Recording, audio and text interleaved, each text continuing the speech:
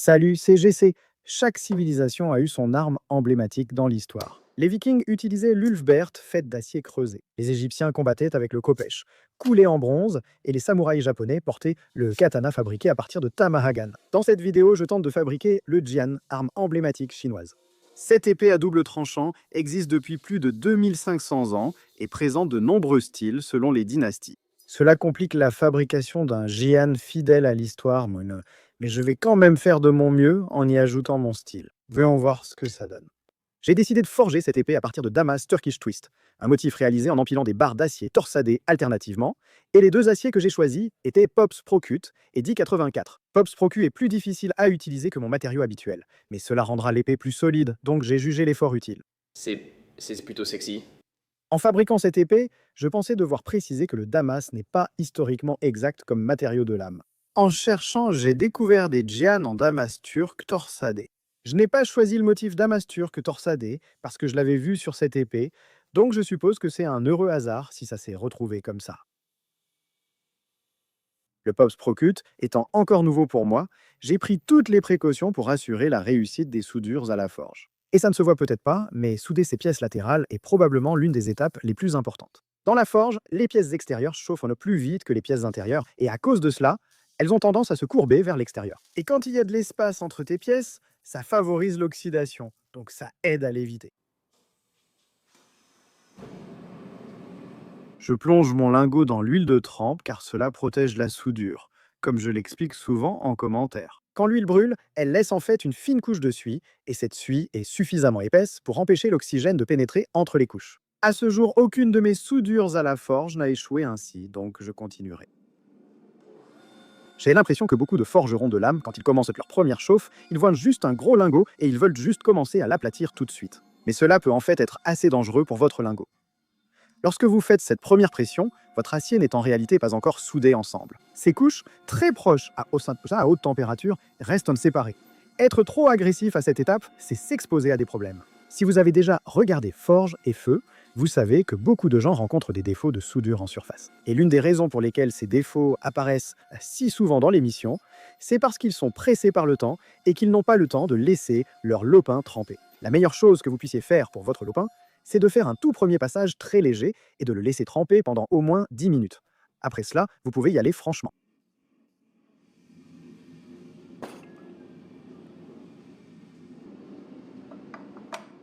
Maintenant que je suis sûr que mes soudures sont bien prises, il est temps de commencer à les tirer. Ces matrices arrondies que j'ai installées dans ma presse fonctionnent essentiellement selon le même principe qu'une panne croisée classique. Elles étirent efficacement le matériau dans une seule direction sans l'écraser sur les côtés, ce que je recherche.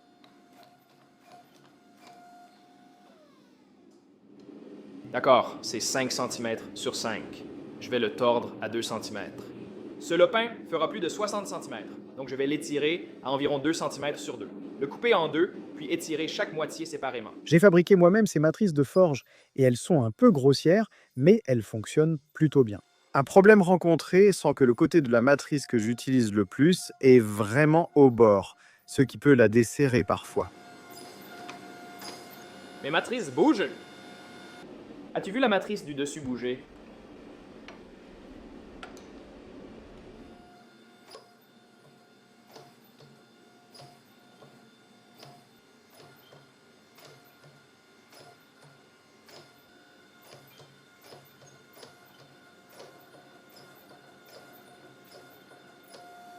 Au lieu d'un pouce, je vais jusqu'à 1 pouce et quart. Ce sera trop long. Pour garantir des dimensions uniformes sur toute la longueur de la billette, j'ai installé des butées sur ma presse. Je ne suis pas sûr qu'elles fassent la même chose quand elles ne sont que d'un côté de la pièce pendant que je presse, mais je pense qu'elles ont suffisamment bien fonctionné. Maintenant, Cole Ironworks, la société auprès de laquelle j'ai acheté cette presse, propose quelque chose appelé un contrôleur numérique de presse. Mais je n'ai pas encore eu l'occasion d'en acheter un. Chaque forgeron de lame que je connais et qui en utilise un ne jure que par ça et dit que c'est la meilleure chose qui soit, mais moi, j'aime bien utiliser mes butées. C'est comme comparer une montre mécanique à une Garmin. La Garmin offre plus de fonctionnalités et une utilisation plus simple. Mais les montres mécaniques ont un charme particulier.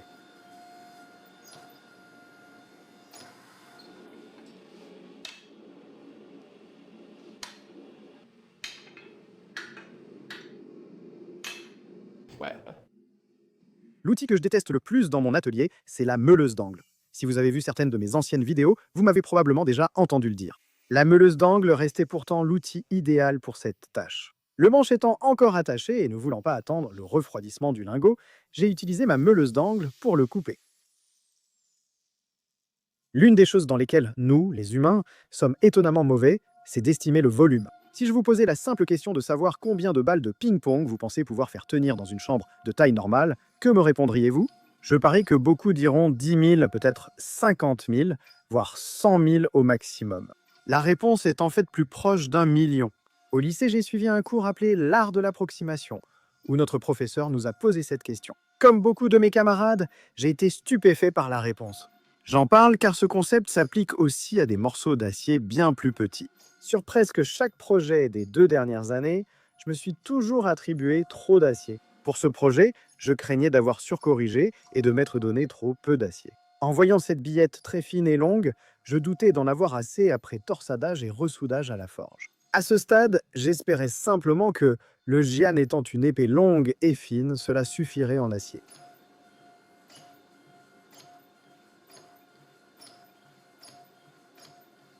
Une fois mes billettes réduites à 3/4 de pouce, il restait à casser les arêtes et transformer ce carré en octogone. Cela réduira le risque de fissures à froid et m'évitera de devoir meuler trop profondément après la torsion. En y pensant, la forme idéale pour la torsion serait un cercle parfait.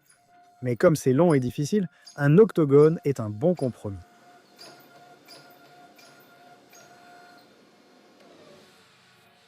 Je pense que c'est prêt à être tordu. Je préfère coincer une extrémité dans la presse, chauffer une section, puis utiliser ma clé à pipe modifiée. Et si tu regardes bien ici, je tords celui-ci dans le sens des aiguilles d'une montre, ce qui veut dire que pour l'autre, je devrais le tourner exactement dans le sens opposé. Je vais réaliser la torsion turque en empilant 4 barres séparées. Certains d'entre vous se demandent sûrement pourquoi je ne tords que 2 barres alors que je vais en empiler 4 plus tard. Mais je peux simplement couper ces barres en deux, puis les alterner. Et cela me donnera essentiellement la torsion turque parfaite.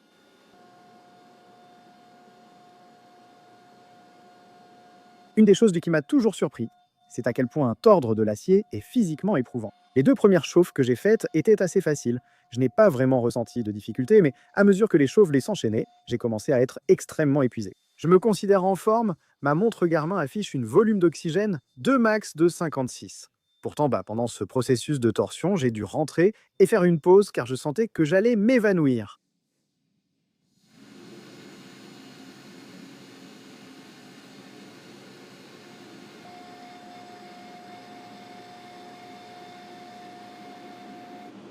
Je crois que ma fréquence cardiaque a dépassé 168.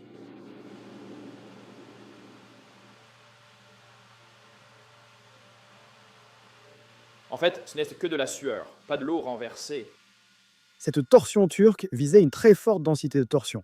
Regarde la moitié déjà tordue sur la barre, cela ressemble presque à un filetage. Je pense que j'ai fait 12 torsions au total pour cette moitié, ce qui veut dire que pour ces 2 lopins réunis, j'ai fait presque 50 torsions au total. J'ai l'impression que dans le passé, j'ai fait beaucoup de damas torsadés qui n'avaient pas assez de torsion, et ça ne rendait tout simplement pas bien. Pour cette pièce, pour éviter ce problème, j'ai décidé de tordre l'acier au maximum. Ça semble bien. Le centre est un peu lâche, je vais régler ça. Pour mieux cibler la zone centrale, j'ai éteint mon second brûleur pour concentrer la chaleur. Si vous regardez de près ici, la partie la moins tordue est la plus chaude, ce qui est exactement ce que je voulais.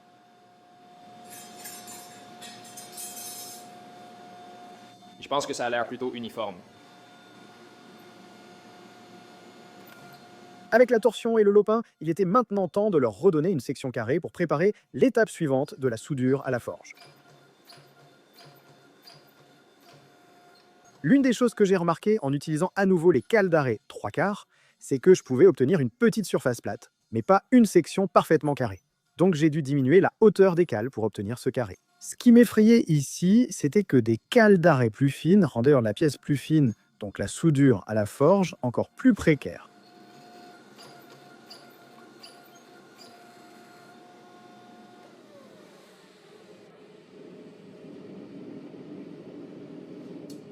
Oh mon Dieu.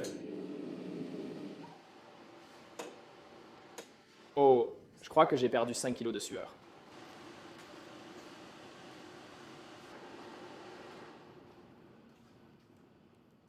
En sortant de la forge, de nombreux bouts d'ossal devaient être coupés. La presse et ma clé à tuyaux ont besoin de matière pour s'accrocher. Or, cette partie n'est jamais torsadée. Ce n'est pas de la coupe. Bien que j'ai laissé mon lopin refroidir lentement dans la forge, le pops aux extrémités restait trop dur pour la scie à ruban. Heureusement, je pouvais à nouveau utiliser mon outil préféré dans l'atelier. Heureusement, l'acier étant déjà très fin, ce ne fut pas trop difficile. Maintenant, le centre de ces lopins était probablement assez mou pour que je puisse les couper à la scie à ruban.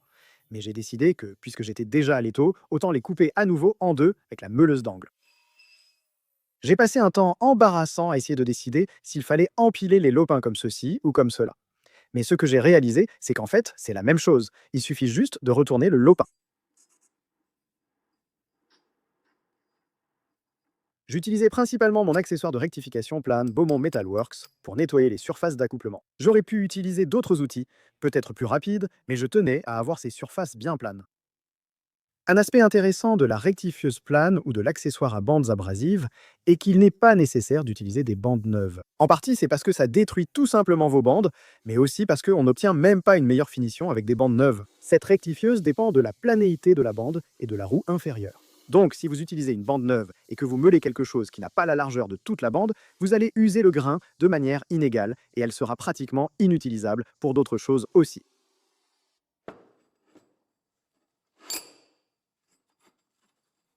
L'acier a l'air plutôt bon. Je ne vois pas de soudure cassée ni de défaut de coulée. Ah, c'est comme de l'acier torsadé propre. L'un est un peu plus haut. Je ne sais pas pourquoi, mais... J'ai décidé qu'utiliser des serre-joints ici était probablement mieux que l'étau pour tout maintenir ensemble. Cela permettrait de s'assurer que les pièces soient une fois centrées par rapport à la pièce juste à côté, et de ne pas dépendre du fait que ce plan plat ne rende qu'un seul côté plat.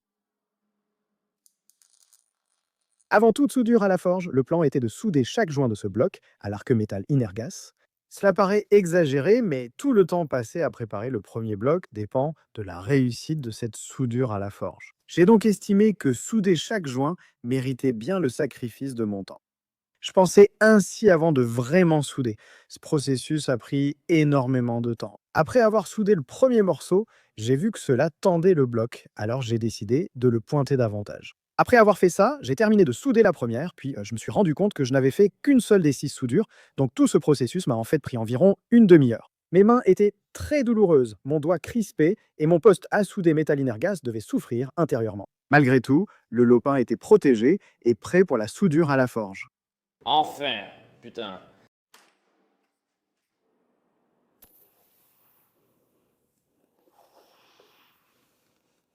C'est de la vapeur brûlante. Pendant le processus de soudure à la forge, je voulais non seulement rendre cette pièce un peu plus fine en largeur, mais aussi en épaisseur. Donc je voulais m'assurer que ces soudures soient bien meulées à plat avant tout cela. Je ne voulais pas que la soudure métal inerte gaz contamine ma pièce finale. Et cela permettait de s'assurer que ces soudures ne seraient pas enfoncées trop profondément lorsque j'allais l'étirer.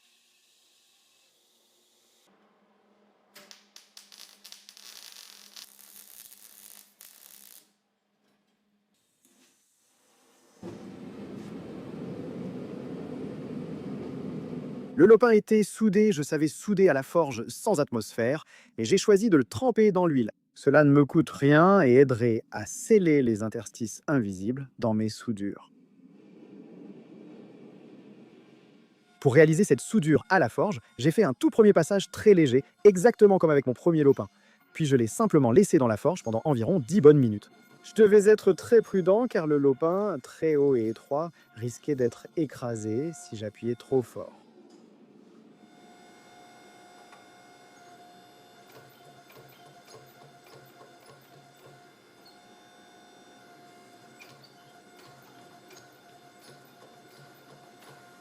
Je vous ai promis dans les commentaires de la dernière vidéo que je parlerai un peu de la façon dont j'ai commencé la coutellerie et je pense que c'est le bon moment pour raconter cette histoire. Je vais aussi partager mon parcours jusqu'ici. J'ai découvert la forge pour la première fois en classe de 4e quand je suis tombé sur une vidéo YouTube de quelqu'un qui forgeait une dague. Évidemment, j'ai trouvé ça super cool. J'ai regardé presque toutes les vidéos de forge disponibles jusqu'à me sentir prêt à essayer moi-même. Ce week-end-là, mon père m'a emmené chez Home Depot. On a acheté du charbon, des briques et installé ma première forge avec le sèche-cheveux de ma sœur. Inutile de dire que ça ne s'est pas passé parfaitement et que la forge était bien plus difficile que ça en avait l'air. Durant les 2 années suivantes, j'ai continué à expérimenter, brûlant beaucoup de charbon de bois et répandant de la suie partout. 3 ans plus tard, en première, mon père m'a aidé à améliorer mon équipement en m'offrant une forge au propane et une enclume Pettingos. À partir de là, j'ai passé d'innombrables heures à travailler mes bases de forge, forgeant plus de feuilles que je ne pouvais en compter et attrapant certaines des ampoules les plus folles sur mes doigts. Grâce à cela, j'ai maîtrisé le marteau, ce qui m'a facilité le passage à la coutellerie. Les 2 années suivantes, j'ai passé du temps à développer mon compte Instagram, à fabriquer et vendre des couteaux de chef à des clients trouvés via les réseaux sociaux et à expérimenter de nouvelles techniques. À ce moment, je ne pensais pas en faire un métier, c'était juste un passe-temps autofinancé. Avançons à ma 2e année d'université. Je reçois soudain un message privé d'un agent de casting de Forge et Feu sur Instagram. Je savais que c'était une opportunité unique dans une vie, alors j'ai répondu et nous avons commencé à discuter. Après une série d'entretiens, l'émission m'a donné 2 options. Je pouvais choisir entre un épisode classique, à 4, ou tout miser dans le nouvel événement Gladiateur de la Forge. Dans ce format roi de la table, si tu gagnais, tu continuais. Après hésitation, j'ai choisi de tout donner ou de rentrer. J'ai décidé de participer au tournoi des gladiateurs. D'une manière ou d'une autre, j'ai réussi à gagner les 8 combats auxquels j'ai pris part. Et j'ai remporté le grand prix de 50 000 $ que j'ai entièrement utilisé pour construire l'atelier que vous voyez aujourd'hui. Je pense que je dirais que cette expérience a complètement changé ma vie, car elle m'a donné les moyens de commencer à fabriquer du dama et de pousser mon art bien plus loin que je ne l'aurais jamais imaginé. Sans l'émission, je n'aurais probablement jamais réalisé une seule vidéo YouTube, et je n'aurais certainement pas transformé cela en une carrière à plein temps. Je me sens incroyablement chanceux de faire ce que j'aime chaque jour, et je sais à quel point j'ai de la chance que les choses se soient passées ainsi. D'après ce que j'ai vu, la longueur du jian doit correspondre à la longueur de votre bras, de la pointe de vos doigts jusqu'à l'articulation de votre épaule. Je vais le fabriquer selon la forme et les dimensions de mon corps. On est à environ 28,5 jusqu'au centre de mon épaule.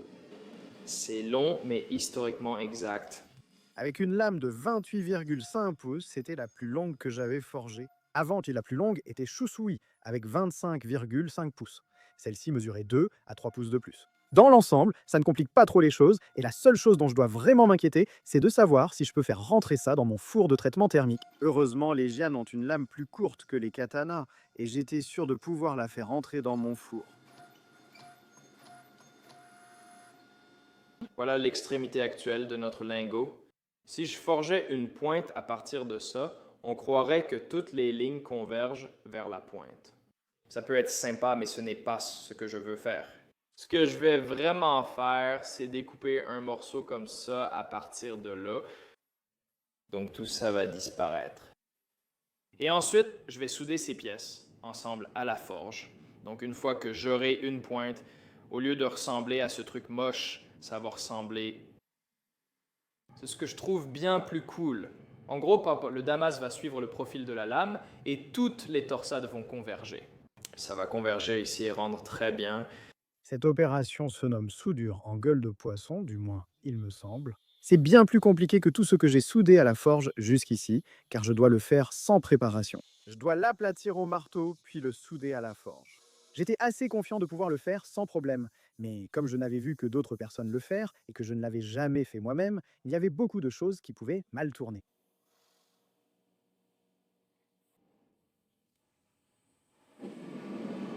J'ai eu une idée. Pour la plupart du temps, faire adhérer du flux à de l'acier froid est quasiment impossible, donc je vais prévoir quelque chose pour qu'il puisse adhérer. Un peu d'huile de poinçonnage sur la pointe. Est-ce que ça va marcher? Je ne sais pas.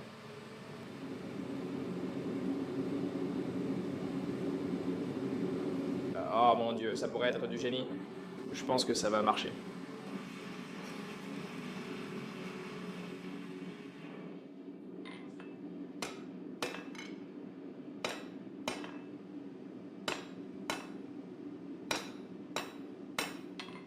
Entre chaque chauffe où je soudais ces 2 lèvres ensemble à la forge, je mettais du flux sur toute la pièce. Lorsque le flux fond, il crée une couche vitreuse empêchant l'oxygène d'atteindre l'acier. Je dis souvent que le flux sert à réparer les soudures à la forge, mais pour une soudure comme celle-ci, il vaut mieux la protéger. J'utilise simplement du borax ordinaire comme flux, le même que pour la lessive. C'est toujours la pointe. Je n'arrive pas à l'atteindre. Que se passe-t-il? Ferme-toi, bon sang!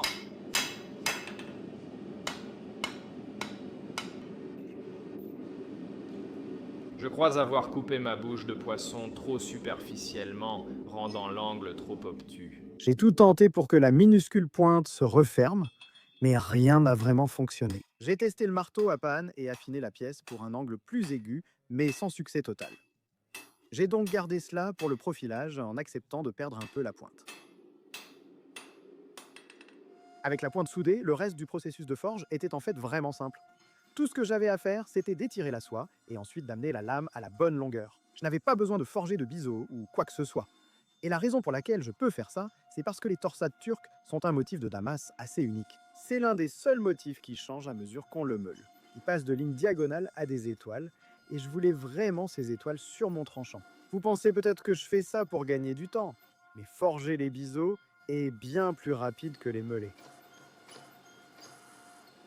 Réservoir assez court pour l'instant. Je vais l'étirer davantage à la main plus tard. Pour l'instant, Un attribut clé du Jian est son rétrécissement distal en largeur et épaisseur. Ceux que j'ai vus en ligne mesuraient environ 1,5 pouce de large à la base, 1 pouce à la pointe, et leur épaisseur variait de plus d'un quart de pouce à 150 millièmes. J'ai gardé ces mesures en tête pendant le reste de la forge. Et essentiellement, tout ce que j'ai fait pour le reste de la forge, c'était d'affiner la lame pour obtenir l'épaisseur voulue et m'assurer que la lame ne devienne pas trop large.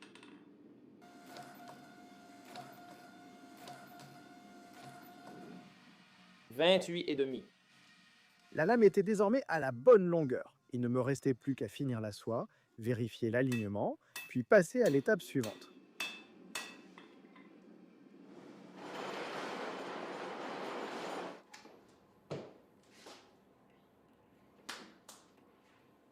D'accord. Normalisation à 16,50. 7000, c'est bien ça? Oui. J'ai choisi les températures pour la normalisation de cette lame en suivant les fiches de traitement thermique pour le 1084. Pops ProQ a été conçu pour être traité thermiquement dans une plage de température beaucoup plus large que le 1084. Donc utiliser les températures du 1084 convient parfaitement.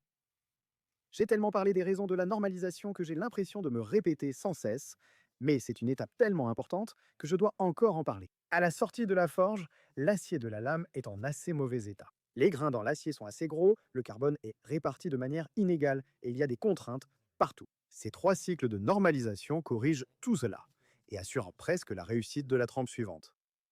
D'accord. Je dois voir combien ça pèse avant de commencer à le meuler. C'est vraiment ridicule. Le poids final de cette épée sera d'environ 1 kg à 1,5 kg, ce qui veut dire qu'il y a 3 épées là-dedans. C'est vraiment fou. Vous vous souvenez quand j'ai parlé de ma peur de ne pas avoir assez d'acier? Cette prédiction était fausse et je dois maintenant gérer une lame de près de 2,5 kg. On peut dire que ce n'est pas vraiment un problème car il vaut clairement mieux avoir trop d'acier à ce stade que pas assez. Après avoir retiré la calamine, je me suis attaqué à la pointe de la lame. La toute pointe de la gueule de poisson ne s'est pas bien soudée à la forge. Donc la seule façon de corriger cela était simplement de la meuler. Heureusement, à la fin, je n'ai eu à retirer qu'environ un demi-centimètre sur toute la longueur, et je suis assez sûr que les barres se rejoignaient toujours à la pointe. Après un léger meulage du profil, j'ai commencé à enlever beaucoup de matière de chaque côté avec mon accessoire de rectification de surface, le meilleur outil pour cela.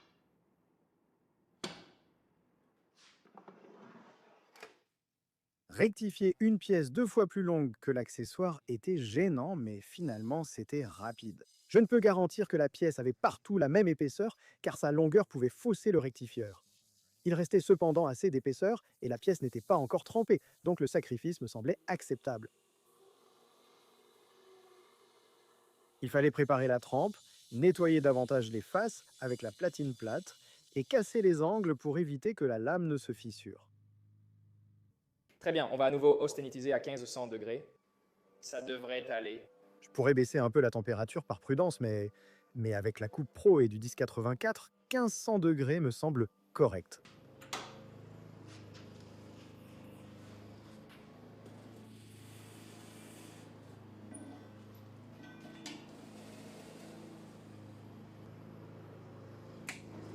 J'avais un peu peur que la lame se déforme après la trempe, alors j'ai décidé d'essayer quelque chose que j'ai vu beaucoup d'autres forgerons faire, mais que je n'avais jamais essayé, c'est-à-dire serrer la lame entre 2 morceaux de bois juste après la trempe. D'accord, regarde.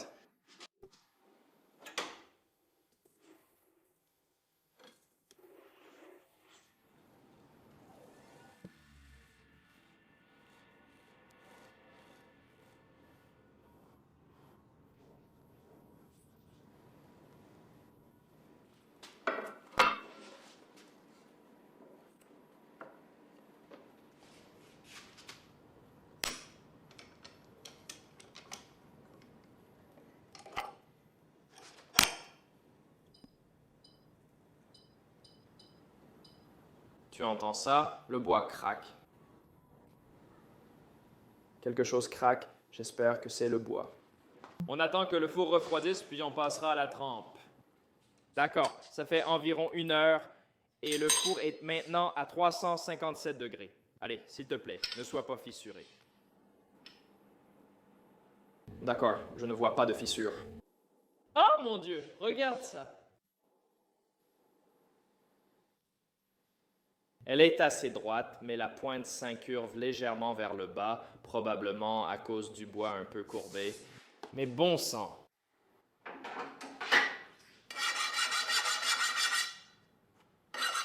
Ouais, ça ne touche pas du tout. Serrer n'est peut-être pas une si mauvaise idée. Allons dans le four de revenu.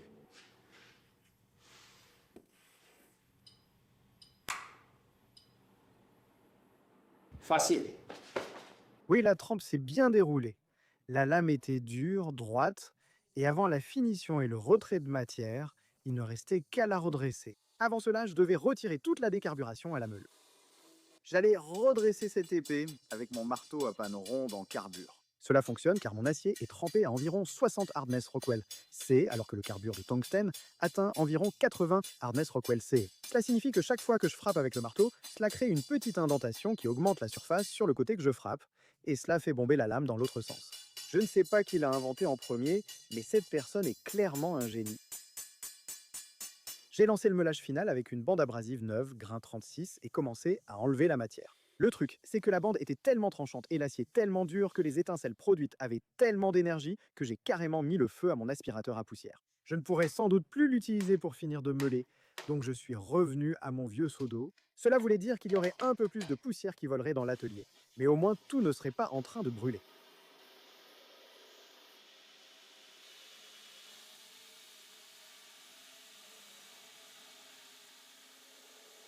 Récemment, il m'est arrivé un truc drôle. Dans ma dernière vidéo, j'ai enfin promu mon Instagram avec un QR code à l'écran, car j'étais alors shadow banni. Je savais que si tu cherchais mon nom sans déjà me suivre, tu ne trouverais pas mon compte.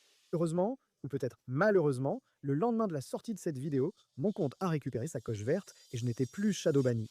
Je reçois chaque jour des commentaires affirmant que je ne suis pas shadow banni et que mon compte est facile à trouver, ce qui me fait sourire. Très bien, cela fait 1 heure que je travaille dessus. Vérifions ce qui a été enlevé.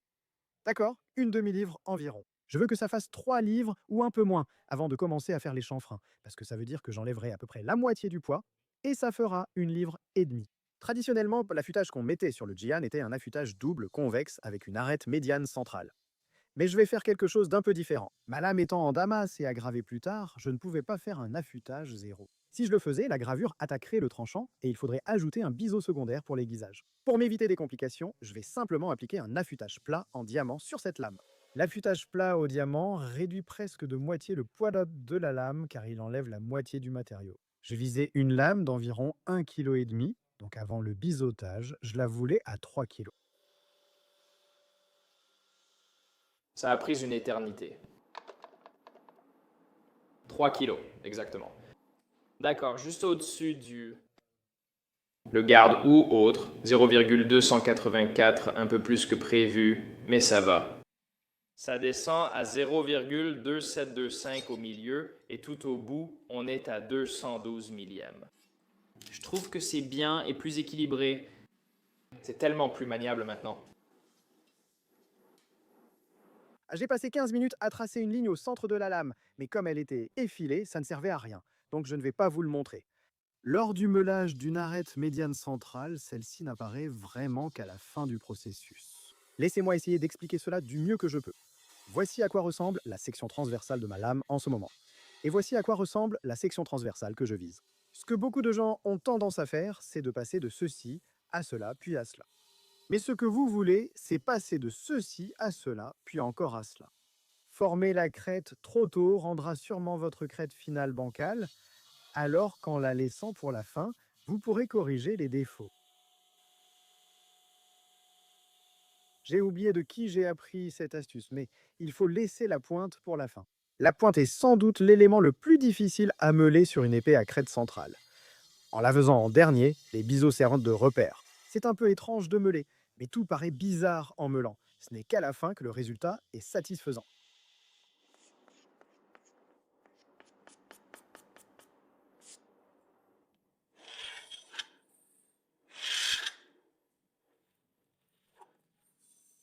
Waouh, ça n'a pas l'air centré, mais je sais que ça l'est. Lors de mes recherches sur cette épée, il était difficile d'identifier une soie authentique. J'ai fait tellement de recherches différentes sur Google avec plein de mots-clés différents, mais la seule chose que je trouvais, c'était des photos de lames finies avec tous les accessoires dessus. Ne voyant rien à cause de tous ces éléments, je n'ai pu que choisir une soie de style ABS pour cette épée. Je sais que beaucoup d'entre vous ne sont pas liés à l'ABS ou ignorent le sujet, mais il s'agit d'une soie carrée avec des lignes de transition vers la lame.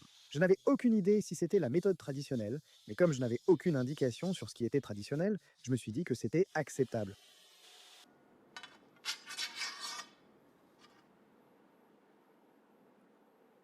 D'après mon expérience, il n'y a vraiment que deux grands styles de lignes de transition. Le premier, c'est la ligne de transition arrondie. Esthétique, agréable à tenir, avec diverses techniques artisanales disponibles. La nouvelle technique du platine en cascade de Kyle Royer se répand rapidement. Elle est facile à apprendre et très efficace. Le second type de creux de Ricasso est le creux à angle droit de 90 degrés. C'est un peu délicat à obtenir proprement, mais c'est vraiment beau quand c'est bien fait. Des maîtres forgerons comme Rodrigo Stredo et Dino Tomfrenko réalisent cela sur leur lame. Je préfère ce style et pense qu'il est utile de proposer quelque chose de différent quand tout le monde fait des lignes de Ricasso arrondies. Cependant, le problème avec ce style, c'est qu'il est très difficile à réaliser quand la lame est fine ou pas complètement meulée. J'ai choisi de reprendre la lame, tout nettoyer, finir la meule sur la nervure médiane, puis nettoyer les ricassos. D'accord, je pense que ça suffit pour l'instant. Il faut encore un peu de nettoyage avant que je sois prêt à appeler ça une finition finale, mais je pense que c'est prêt pour l'étape suivante.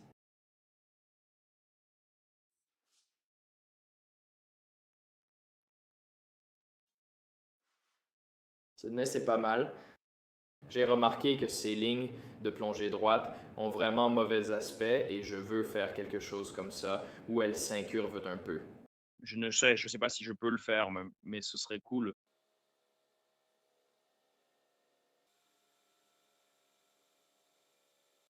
Ça a l'air plutôt mauvais. Mes lignes de trempe semblent mauvaises. Je pense que la seule façon de corriger ça, c'est de les rectifier manuellement avec une fraise en carbure. Je n'ai jamais fait ça, mais j'ai vu des gens le faire. Bon, les chances que ça tourne très mal sont en fait assez élevées. C'est un peu plus que ce que je voudrais, mais tant pis.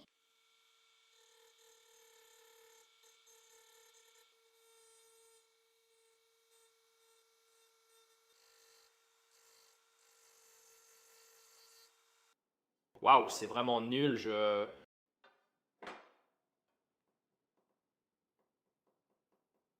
Je ne sais pas vraiment à quoi doit ressembler un gentang chinois, mais actuellement, la lame reste un peu lourde avec beaucoup de poids dans cette soie très épaisse.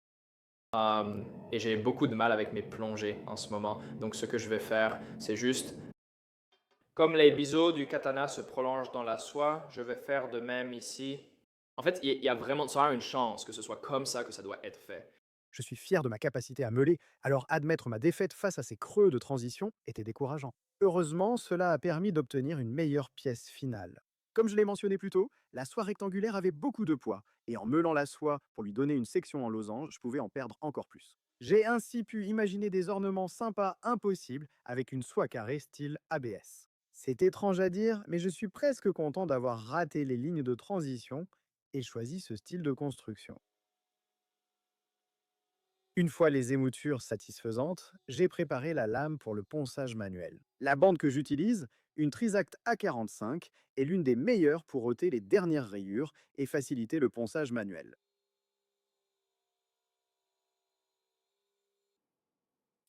Pas mal du tout. Très bien. Voyons à quoi ressemble cette lame finale, vraiment finale. 1,5 kg, un livre 8,8 onces. C'est bien. Historiquement, cela signifie qu'avec tous les accessoires, ce sera l'un des gènes les plus lourds, ce qui est fou vu sa légèreté.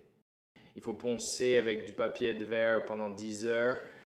Et mon pote, tu veux le sentir? Tu approuves, Dan? D'accord. Pourquoi ce truc est-il si long? Mon installation de ponçage manuel est l'une des plus sophistiquées que je possède.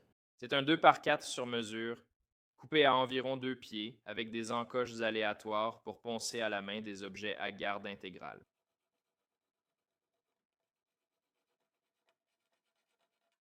L'objectif du ponçage manuel est une combinaison de deux éléments. D'abord, je polis la lame pour la préparer à la gravure que je ferai ensuite. La deuxième chose, cependant, c'est que je veux rectifier toutes les lignes. C'est pourquoi j'ai passé un peu de temps avec la lime à cet endroit pour nettoyer la toute pointe. Pour moi, cette étape du processus de fabrication d'un couteau est parmi les plus difficiles et longues. Cependant, c'est aussi de loin l'une des plus importantes. La qualité de gravure d'une lame dépend directement de sa finition préalable. Si j'allais directement dans la gravure avec cette finition mécanique, vous verriez toutes ces rayures en diagonale. Beaucoup de temps est consacré à la création du motif, donc ce serait vraiment dommage que vos yeux soient attirés par les rayures plutôt que par le motif lui-même. Comme cette épée était beaucoup plus longue que ce que je ponce habituellement à la main, j'ai dû le faire en deux sections différentes. Pour mes deux grains les plus bas, 224 et 400, cela n'avait pas d'importance, car ils ne serviraient pas à la finition de la lame. Pour le grain 600, il me faudrait un moyen de rayer toute la longueur. Heureusement, je faisais cela avant la gravure, donc c'était au mois futur de gérer. Après avoir poncé la lame au grain 220 puis 400, j'ai effectué un ponçage en diagonale. Cela me permettrait de voir exactement quand j'aurai éliminé toutes les rayures parallèles du grain 220. C'est important car une rayure de grain 220 se remarque facilement sur une finition grain 600. Après avoir fini avec le grain 400, j'ai pulvérisé du fluide protecteur sur toute la lame. Cela évitait la rouille pendant la fabrication des accessoires. Pour ne pas rayer la lame, je l'ai entièrement couverte de ruban de masquage vert. Ce serait agaçant de rayer la lame et devoir effacer la rayure avec du grain 600.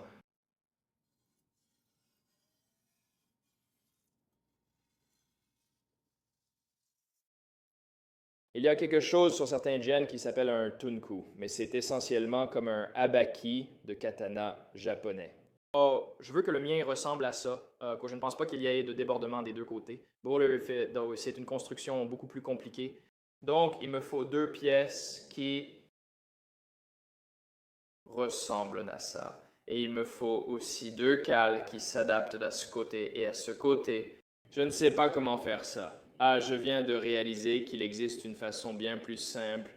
Plutôt que de faire deux pièces séparées, tu fais une seule pièce qui ressemble à ça.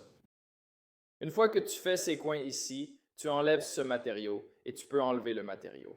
Donc en gros, c'est comme un abaki où j'enroule autour puis je fais deux coins. Ouais, d'accord. Merci, là. Ce pauvre idiot ignorait que ce n'était pas facile. J'ai d'abord découpé une pièce de laiton épaisse de 20 cm, environ 2 fois plus large que ma lame, puis j'ai attaqué la courbure. J'ai fait ça dans mon étau avec un marteau, mais je me suis vite rendu compte qu'obtenir cet angle très serré au niveau de la courbure était vraiment difficile à faire. J'ai simplifié le travail en recuisant souvent et en utilisant une reproduction exacte de la section de la lame comme pochoir. Au début, ça marchait, mais j'ai réalisé qu'il manquait de matière et que je devais recommencer. J'ai repris avec plus de matière, l'ai amené au même stade que le premier, puis commencé à le marteler sur la lame pour lui donner sa forme finale. Je l'avais déjà fait souvent sur mes pièces japonaises, avec mon abaki en cuivre, donc je pensais que ce serait facile, mais ça ne l'était pas. Le côté opposé à la courbure se soulevait sans toucher la lame. J'ai essayé de corriger cela avec plus de recuit et de martelage, mais parfois, lors du recuit, je refermais complètement l'ensemble et je devais le rouvrir et recommencer tout le processus de pliage. Je n'arrêtais pas d'alterner entre le martelage, le recuit, puis à nouveau le martelage, mais de plus en plus souvent, je faisais des recuits et finalement j'ai simplement abandonné. Ce que je vais faire, c'est que je vais revenir à cette idée. Maintenant que j'y pense, cette idée est plus facile que celle-ci. Je ne sais pas pourquoi je veux faire celle-ci. Je vais sortir deux pièces, les plier, faire les cales, puis simplement les souder et espérer que ça marche vraiment. C'est l'un de ces moments où je pensais avoir trouvé une technique qui me ferait gagner du temps et améliorerait le résultat, mais au final, ça n'a fait ni l'un ni l'autre. Heureusement, le laiton en petite quantité n'est pas très cher, donc la seule chose que j'ai gaspillée, c'est mon temps. Pour m'assurer de commencer avec deux morceaux de laiton exactement de la même taille, je les ai collés ensemble avec de la superglue et j'ai décidé de les façonner ensemble. Je voulais que le tonku soit identique des deux côtés. Cela me paraissait une bonne idée pour débuter. J'ai dessiné plutôt sur le tableau blanc un motif similaire, puis j'ai décidé de meuler une grande section au centre pour faciliter le pliage. Je n'ai pas finalisé le profil immédiatement pour pouvoir corriger plus tard si besoin. En fait, j'avais vraiment très peur de plier les pièces tout de suite, alors j'ai décidé de faire autre chose et de travailler simplement sur ces petites cales. Ces cales doivent être parfaitement dimensionnées, car elles seules maintiennent tout le twinkle. Si elles sont trop grandes, un espace apparaîtra entre le twinkle et la lame, et je ne voulais pas poncer du laiton à répétition pour obtenir la bonne forme.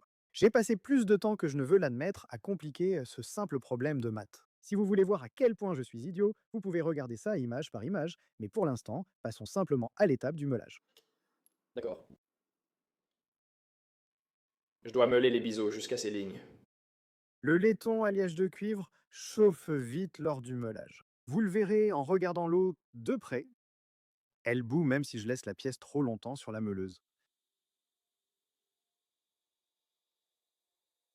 Très bien. Maintenant, celle-ci devrait être très très proche, voire exactement de la même section transversale que la lame.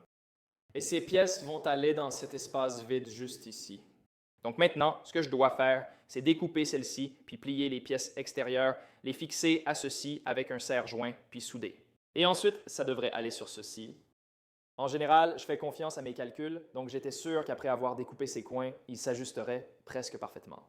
Cependant, mes calculs n'intègrent pas la précision réelle de découpe, j'ai donc dû être très prudent.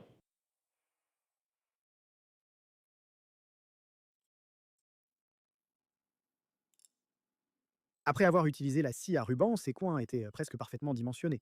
Mais ils étaient un peu trop larges, alors je les ai emmenés à la ponceuse à disque et je les ai légèrement réduits.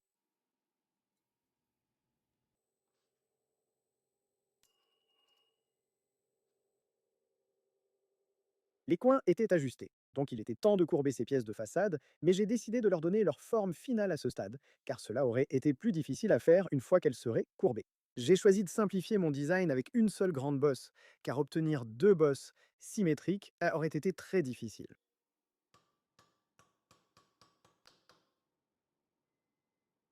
Très bien, ça se plie.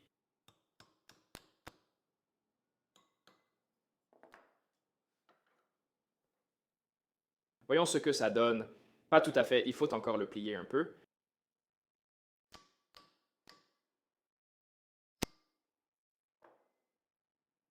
Encore un tout petit peu. Cela pourrait être parfait. Le seul problème, c'est qu'il y a un petit espace sous le centre parce que ce n'est pas parfaitement plat. C'est bombé.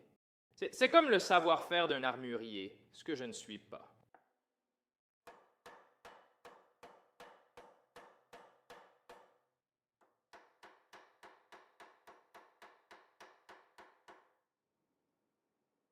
Oh, ça, c'est chaud. C'est plutôt sexy. Oh, ouais. Ah, je pense que le mieux pour tout fixer avant de souder, c'est d'utiliser du fil.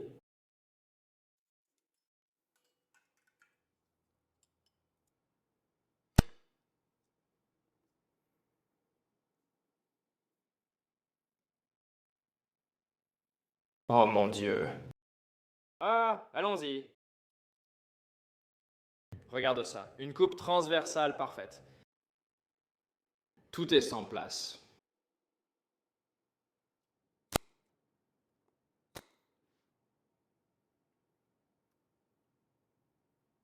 Un peu de flux là-dedans.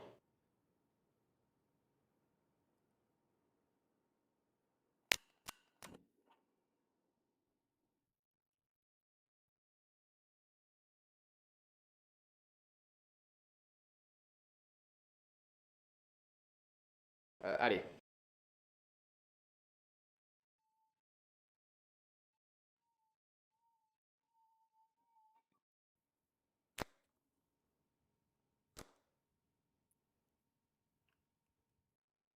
Aile de torche.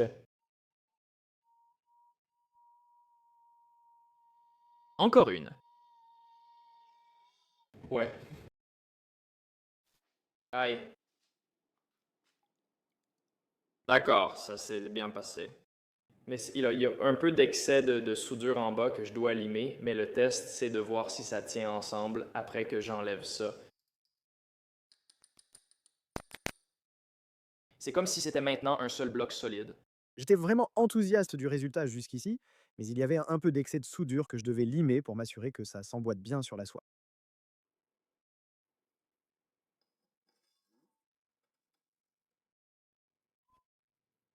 J'ai utilisé beaucoup trop de soudure pour assembler ces pièces, et il y en avait un peu qui empêchait la pièce de s'enfiler complètement sur la lame. J'ai utilisé mon pointeau en carbure pour gratter un maximum. Après cela, je l'ai replacé sur la lame et meulé l'excès de largeur. Je l'ai laissé un peu large parce que je ne savais pas si elle allait s'adapter parfaitement à la soie, et cela garantissait qu'elle serait parfaitement alignée avec le reste de la lame. Après ça, j'ai simplement nettoyé les surfaces plates à la meuleuse parce qu'elles étaient un peu moches à cause de la soudure et je voulais affiner un peu mes lignes. Je vais considérer que c'est bon pour l'instant et commencer à passer aux autres pièces. J'ai remarqué que les gardes de gem peuvent vraiment ressembler à tout. À chaque époque, comme ça, il existe divers styles de garde, donc je ne peux pas vraiment en faire une mauvaise. Et je ne pense pas vouloir faire quelque chose comme ça où il y a une courbe vers la lame, parce que ça rend juste cette zone beaucoup plus difficile à réaliser. Je veux essayer de faire un peu de travail à la lime. Donc, le motif que j'ai imaginé, je veux que ce soit une sorte de coquille inversée, ou peu importe comment tu veux l'appeler. Avoir une série de coquilles, puis faire la transition vers le manche. Je veux que cette partie ne dépasse pas 1 pouce, car le laiton est très dense. Pour le pommeau, je veux aussi quelque chose de similaire, mais pas trop lourd. Maintenant que j'avais une idée générale de ce que j'allais faire pour ma poignée, il était temps de couper du matériau et de l'installer sur ma soie. La raison pour laquelle je ne voulais pas que ma garde fasse plus d'1 pouce de hauteur, c'est que j'allais utiliser du laiton, et le laiton est vraiment dense. Maintenant, faire la rainure dans ma garde n'allait pas être aussi simple que de fraiser une fente ou de simplement percer une série de trous. Ma soie tout est en forme de losange, donc je devais percer un grand trou au centre, puis fraiser avec une fraise plus petite à une distance très précise du centre, et ensuite revenir plus tard pour limer à la main. Je voulais limiter le temps de limage sur ce pouce de laiton, alors j'ai cherché des mesures précises pour fraiser.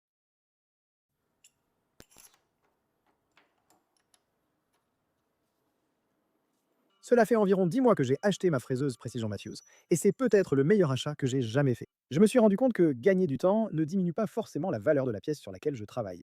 En fait, cela me donne plus de temps pour travailler sur d'autres petits détails qui peuvent améliorer la pièce tout en ménageant un peu mon corps. Je pense que cela améliore en fait la qualité globale de mon travail, et je suis vraiment content d'avoir décidé de l'acquérir. Incroyable, ça a marché.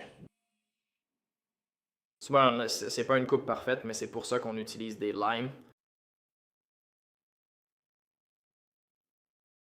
J'aime comme le laiton se lime facilement. Honnêtement, je ne suis ici que depuis peu de temps, peut-être 5 ou 10 minutes, et j'ai presque fini un des 4 côtés. Ça peut sembler long, mais en réalité c'est plutôt rapide. Regardez-moi ça.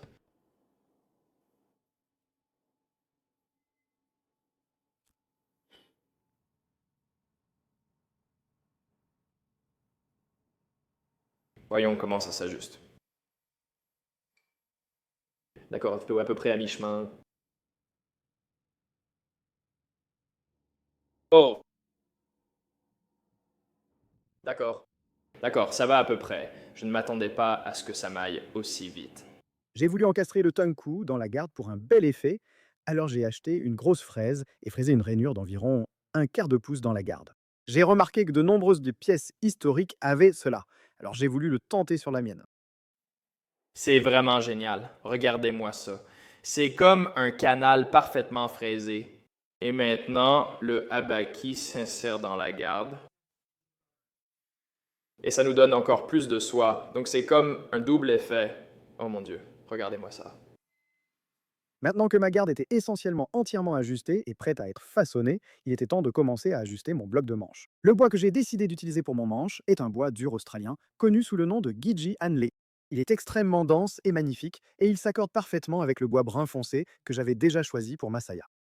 Vous remarquerez que la pièce que j'ai découpée est assez longue, environ 5 pouces, si longue que ma soie ne la traverse pas entièrement. La raison pour laquelle j'ai choisi de faire cela est en réalité une combinaison de plusieurs choses.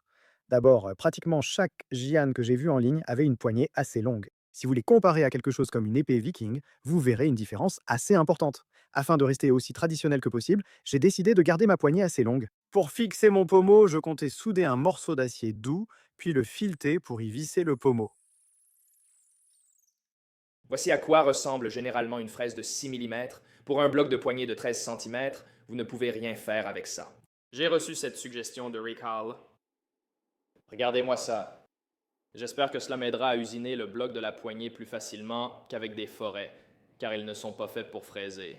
Ce que je fais ici ressemble à ce que je faisais en garde. Cette fraise de 6 mm, plus petite que le trou central déjà percé, va faciliter la création de la rainure. La seule chose, c'est que ça sonnait vraiment mal pendant toute l'opération. Je pensais que j'allais casser ma fraise et devoir en racheter une. Maintenant, la rainure que je creuse dans cette poignée est un peu plus grande que celle que j'ai faite dans la garde, parce que le plan était que j'allais l'ajuster. Je voulais que ce bloc de poignée s'ajuste parfaitement à la soie, et le faire avec des limes et des broches aurait pris une éternité.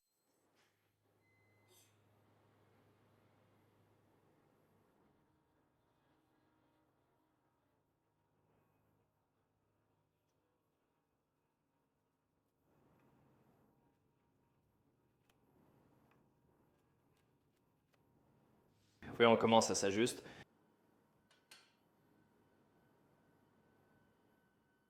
C'est plutôt bien. Il ne me reste qu'un pouce à ajuster.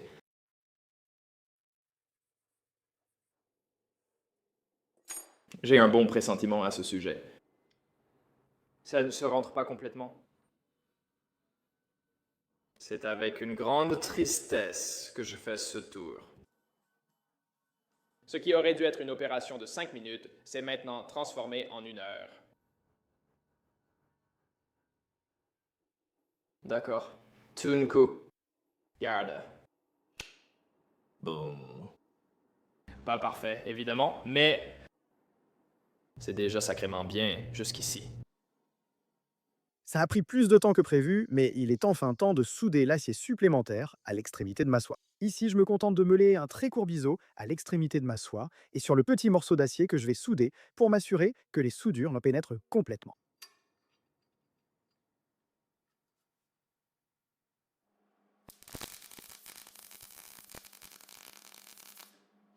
La dernière fois que j'ai choisi ce style, j'ai utilisé 632 filets. Ça a très bien marché, mais pour une épée de cette taille, je veux quelque chose de plus solide.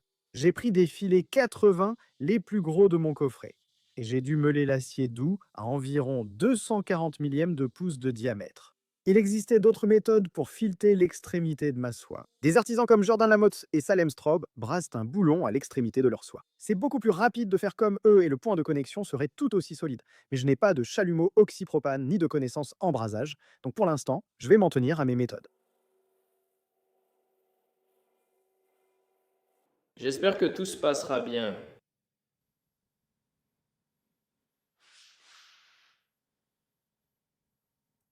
C'est la chose la plus difficile que j'ai jamais faite.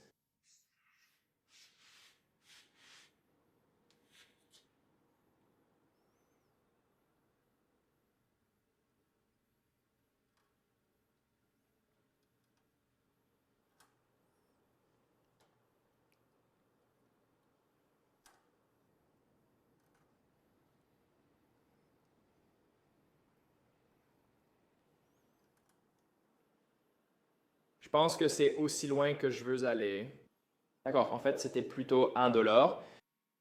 Je suis très impressionné par moi-même. Les filets étaient maintenant terminés. Il était donc temps de passer à la partie suivante de la lame, le pommeau. Je dirais que le pommeau est l'élément le plus important pour l'utilisation réelle de la lame, car il aide à équilibrer l'ensemble et à rendre l'épée maniable. L'idée pour ce pommeau était de percer un trou dedans, de le tarauder, puis de visser le pommeau sur la soie afin de maintenir l'ensemble. Au début, cette idée me semblait bonne, mais comme certains d'entre vous l'ont probablement déjà remarqué, mon pommeau n'est pas circulaire. Cela signifie qu'il serait extrêmement difficile d'aligner correctement tous les éléments, et cela rendrait pratiquement impossible la réalisation d'une construction démontable. Je le savais, mais encore une fois, j'ai laissé le problème au Jesse du futur. Très bien, cela devrait être toutes les pièces principales de la construction. Je pense que je peux tout assembler maintenant. Très bien, voyons si ça va jusqu'en bas. Sinon, je dois couper les filetages. Pourquoi est-ce penché? Et pourquoi ce n'est plus penché, quoi? Tu ne vas pas croire le temps que j'ai mis pour aligner ça. Ce n'est pas parfait, mais suffisant pour le bedding. Qu'est-ce que le bedding du SWAT? Alors, mon bloc de manche s'adapte à la soie, mais il reste beaucoup d'espace. Le bedding comble ces espaces avec de l'époxy, assurant un contact total entre le bloc de manche et la soie, comme un gant. Pour ce faire, j'enduis tout ce que je ne veux pas voir collé ensemble de vaseline, c'est-à-dire littéralement tout sauf le bloc de manche. J'assemble avec de l'époxy, puis démonte dès qu'elle devient collante, avant durcissement total. Cela garantira un démontage futur tout en laissant l'époxy épouser la soie. Je pense que ce que je peux faire maintenant, c'est laisser reposer pendant 4 heures et demie, puis revenir, casser le joint et le remettre en place. C'est vraiment mauvais. Oh là là, c'est mauvais. Je suis venu vérifier et essayer de le démonter, mais c'était coincé. Je l'ai démonté et maintenant, il ne se remet plus en place. Que faire? Ça se visse de plus en plus mal à cause de la saleté et la poignée reste bloquée. Oh, elle s'est enlevée. Si je n'arrive pas à la remettre complètement, je mettrai une cale. Bien sûr, on ne veut pas que ça arrive. Pourquoi ça ne s'ajuste pas? C'est agaçant.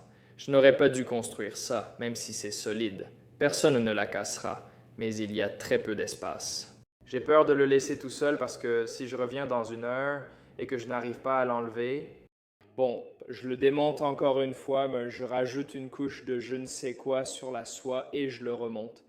Puis on me dira que c'est suffisant. Je vais le laisser comme ça. Je vais vérifier toutes les heures et le démonter à chaque fois. C'est tellement stupide. Oh là là. Je reconnais que c'était chaotique, passons donc à quelque chose de plus paisible, la gaine. D'accord, pour la gaine, je vais utiliser ceci. Ça s'appelle Catalox, aussi connu sous le nom d'ébène mexicain. Regardez toutes ces boucles. Ce sont des marques de scie. Ce sont des boucles inhérentes au bois. Un seul polissage suffira à un excellent résultat. J'ai acheté cette planche chez Woodworker Source, un magasin local près de chez moi. Les gars là-bas ont été assez sympas pour me couper une section de cette planche qui avait le plus beau veinage, donc si vous êtes dans le coin et que vous avez besoin d'un beau morceau de bois, je vous recommande vivement d'aller les voir.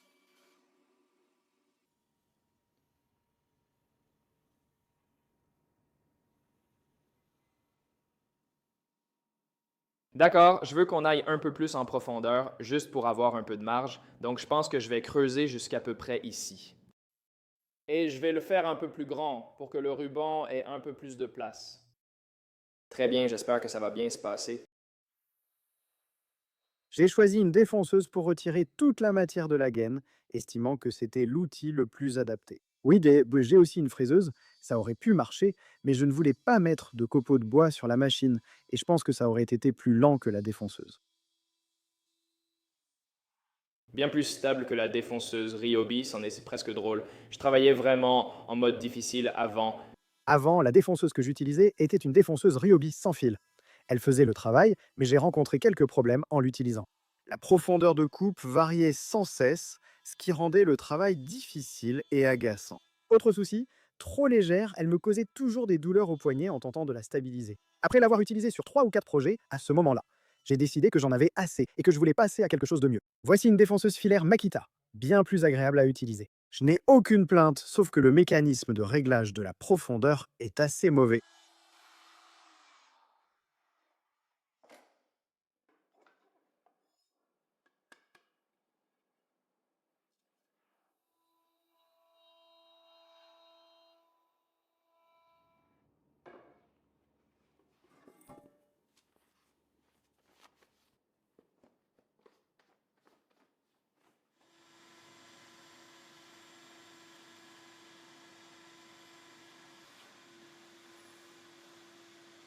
Tout comme sur un katana, la fonction du tunku est de maintenir la lame dans le saya. Pour garantir un ajustement précis, j'ai finalisé la forme du tunku avant de sculpter l'ouverture dans le bois. D'accord. Ça se coupe au ciseau à bois, donc ça ne devrait pas être trop dur. Je m'attendais à ce que mon ciseau ne puisse même pas y pénétrer. Pour référence, le bois que j'utilisais avait une dureté Janka d'environ 3600. Et pour mettre ça en contexte avec d'autres essences de bois, le hickory a environ la moitié, soit autour de 1800. J'ai déjà fabriqué d'autres sayas en peuplier, un bois tendre, avec une dureté Yanka de 520 s. J'avais fait toutes seules ces recherches avant de commencer, donc je savais que ce serait difficile. Heureusement, j'ai utilisé la défonceuse. Sinon, sculpter à la main m'aurait pris une semaine.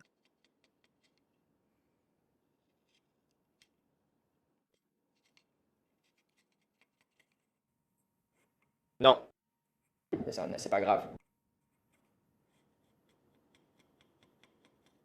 Je me suis demandé qui avait inventé le tunku ou abaki, et j'ai trouvé des résultats intéressants. L'histoire du katana remonte à un peu plus de 1000 ans, le tout premier apparaissant vers 900 après Jésus-Christ. Quant au Jian, le tout premier est apparu 1500 ans avant cela, soit en 500 avant Jésus-Christ. Je pense qu'un forgeron chinois a sans doute inventé ce concept, puis il s'est diffusé au Japon et adapté à un autre style de lame. Je pense qu'il y a une petite chance que ce ne soit ni un forgeron chinois ni un forgeron japonais qui l'ait inventé et que cela vienne d'une toute autre partie du monde, mais qui sait. D'accord, donc je fais les derniers ajustements et ce ruban ajoute en fait beaucoup d'épaisseur à la lame, donc je dois l'enlever et risquer de rayer ma lame maintenant.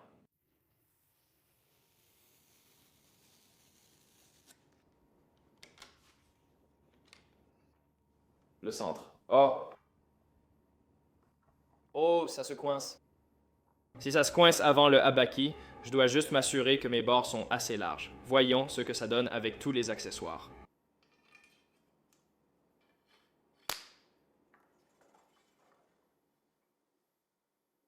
Ouais. Oui, ça a l'air super, ça rentre bien. Jusqu'ici, puis il faut le pousser pour qu'il aille jusqu'au bout. C'est exactement ce que je veux.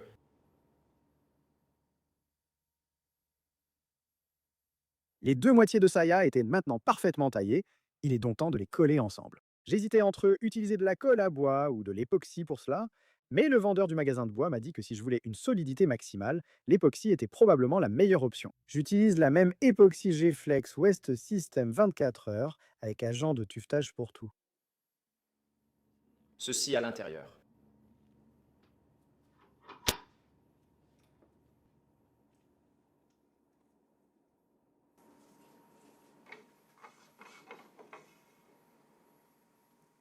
Ouais. Oh, c'est trop mignon. Douce victoire.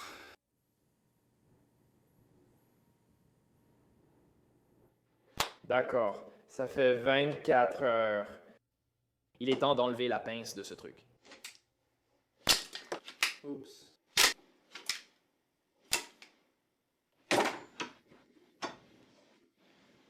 Voilà essentiellement toutes les pièces principales de la construction.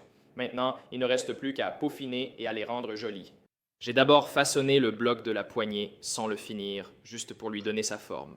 Ma garde et mon pommeau devant s'adapter à ce bloc de poignée, il était logique de commencer par lui pour ensuite façonner les autres en conséquence. En observant une junte traditionnelle, vous verrez généralement l'une des deux formes de poignée. La première est un long cylindre. C'était évident, mais je n'aurais pas choisi ce type de construction. Le deuxième style est une poignée plus plate et ovale, proche de mon croquis initial. Cette épaisseur vise probablement à améliorer le contrôle lors d'un usage fréquent à une main. Une fois le bloc de la poignée profilé, je suis passé à la garde. Cependant, pendant le processus de meulage, je continuais à avoir ce débat intérieur sur la conception de ma poignée. J'avais dessiné des motifs en coquille sur la garde et le pommeau, mais je craignais que cela rende la pièce trop chargée. Après beaucoup d'hésitation, j'ai décidé de faire confiance à mon instinct. Au lieu d'ajouter des motifs à la lime sur la garde et le pommeau, j'ai choisi de cannelurer directement le bloc de la poignée. Je pensais qu'en plaçant le travail à la lime entre les deux pièces de laiton miroir, cela mettrait en valeur les cannelures sans alourdir l'ensemble. Je n'avais jamais canneluré de poignée, j'étais donc curieux de voir si j'en étais capable. Bon, il est temps de faire quelque chose que je n'ai jamais montré à la caméra. C'est une meuleuse inclinable, je peux donc le faire. Et mettre ça ici, et je peux faire ça. J'ai sorti mes petites rouilles ici car les rayons intérieurs de la protection devaient être identiques des deux côtés. Je pourrais le faire avec ma platine plate, mais pourquoi m'embêter alors que j'ai un outil plus adapté? Pour vérifier à quel point mon meulage était symétrique, j'ai utilisé l'astuce que j'ai vu Kyle Royer utiliser auparavant. J'ai dessiné le contour de la garde sur du papier, puis l'ai retourné pour vérifier l'alignement avec le trait de crayon. Si tout était parfaitement aligné, je pouvais presque garantir la symétrie de ma pièce. Donc j'ai tracé les lignes, elles s'alignent parfaitement. Retourne. Probablement décalé d'un cheveu à un endroit, mais c'est quasiment parfait. Et de toute façon, je vais tout arrondir plus tard. Après avoir travaillé sur le profil, il y avait le pommeau, mais avant de pouvoir m'en occuper, j'en avais assez de cette technique de construction horrible, alors j'ai décidé de refaire complètement la quincaillerie de mon pommeau. Après avoir percé tous les filetages avec un forêt plus large, j'ai fabriqué des goupilles d'alignement caché qui permettraient de connecter le pommeau au bloc de la poignée exactement de la même façon à chaque fois. Je ne sais pas pourquoi je ne l'ai pas fait plus tôt, mais je suppose que c'est parce que Jesse du passé était paresseux et pensait être malin. C'est fou, regardez ça.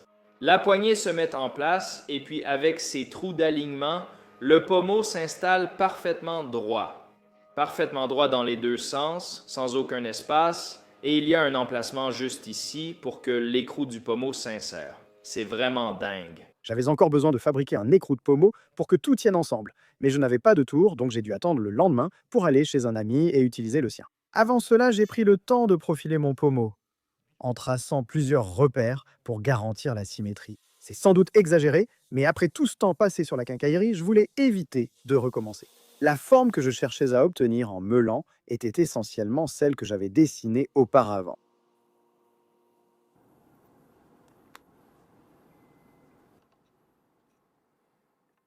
Oh, c'est tellement chaud. Imagine un titan avec un écrou de pommeau qui se démonte. Oh mon Dieu, quel démontage. C'est un géant démontable.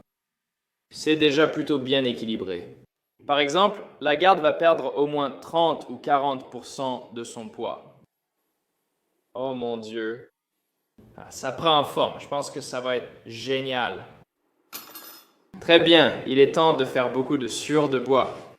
Il me restait encore un peu de temps dans la journée, alors j'ai décidé que la meilleure chose à faire maintenant était de façonner ma saya. J'avais laissé trop de matière dans la saya pour faciliter la sculpture, mais il fallait l'enlever tôt ou tard. J'aurais pu tout broyer avec la meuleuse, mais enlever autant de bois aurait été du gâchis.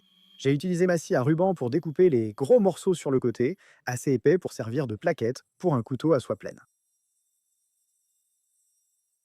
D'après mes recherches en ligne, la plupart des Sayat Jan étaient soit ovales, soit chanfreinés, avec une arête centrale des deux côtés. J'ai finalement décidé d'opter pour une forme plus arrondie parce que le bois que j'utilisais avait un veinage tellement beau et je voulais que ce soit ça qui attire l'attention plutôt que les lignes de ponçage elles-mêmes. Il était enfin temps pour moi de fabriquer l'écrou du pommeau et d'assembler le tout. Pour faire cela, je suis allé chez Turner's Warehouse, un magasin de fournitures pour le travail du bois qui possède une gamme de machines vraiment impressionnante. Le propriétaire, Chad, a eu la gentillesse de me laisser entrer et d'utiliser ce tour ancien. Première étape, percer et tarauder un trou pour fabriquer un écrou de pommeau. Il est essentiel que ce trou soit perpendiculaire et centré, donc le tour était l'endroit idéal pour le réaliser.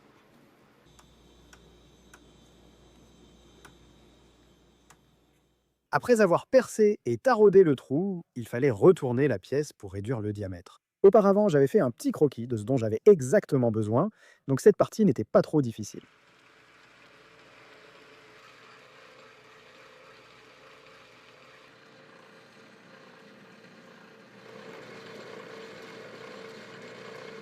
Sympa. D'accord, écrou de pommeau terminé. Ça va directement ici. Regardez-moi ça. Je voulais juste percer un trou à l'extrémité de l'écrou de pommeau à l'atelier pour y insérer une tige et le serrer plus tard. Chad m'a appris une astuce de machiniste avec une règle fine pour trouver le centre et percer précisément. Oh. J'ai trouvé cette astuce vraiment géniale et ça a rendu le perçage du trou extrêmement facile. Grâce à ça, j'avais un peu plus de temps, alors j'ai remis la pièce sur le tour et fait un petit creux autour du trou pour ajouter du style. Non, non. Ah, je suis tellement stupide.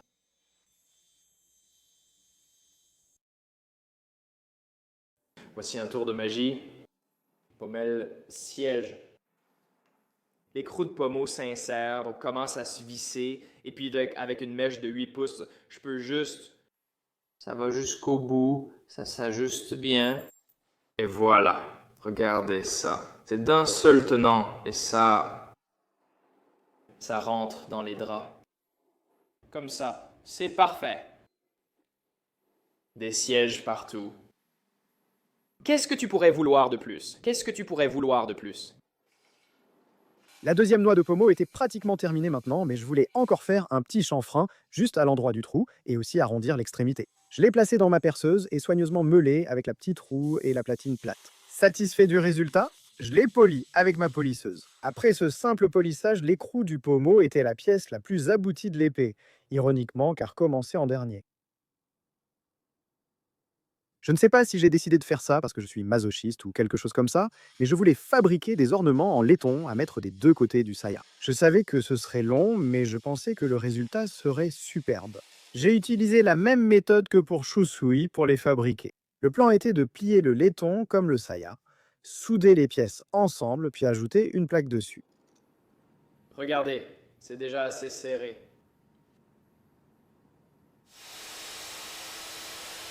Je ne sais pas pour vous, mais c'est sacrément bien.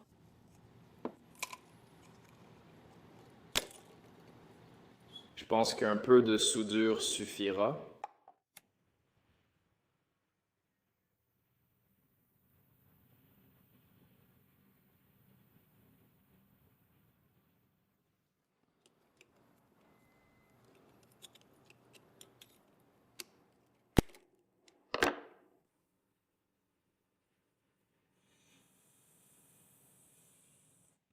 En réalité, il y a eu plusieurs problèmes lors de la soudure, mais comme la vidéo dépasse déjà 1 heure, je ne vais pas tout vous montrer. Et tout ce que je fais dans la vidéo en ce moment, c'est que je ponce l'excédent de laiton pour que ça ressemble à une seule pièce homogène. Pièce soudée. Maintenant, boum!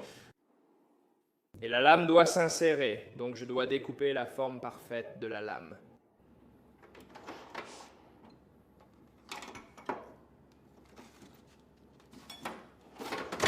Je dois sculpter une ouverture exactement à la taille du tonku. En traçant le contour, je sais quelle matière enlever. Comme vous l'avez vu, j'utiliserai la scie de bijoutier pour retirer cette matière. Le temps que j'ai gagné en apprenant la scie de bijoutier est similaire à celui économisé avec la fraiseuse. Cette ouverture a une forme assez étrange. Il n'y a pas de ligne arrondie, donc percer avec des forêts n'est pas idéal, et même ainsi, je devrais limer beaucoup de matière.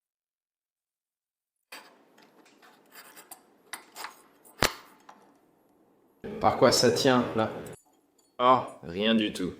Je n'arrive pas à couper droit avec une scie de bijoutier, donc j'ai dû limer un peu, mais bien moins que si j'avais juste percé plusieurs trous.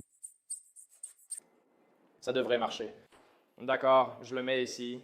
Je ne sais pas si je veux l'enfoncer totalement.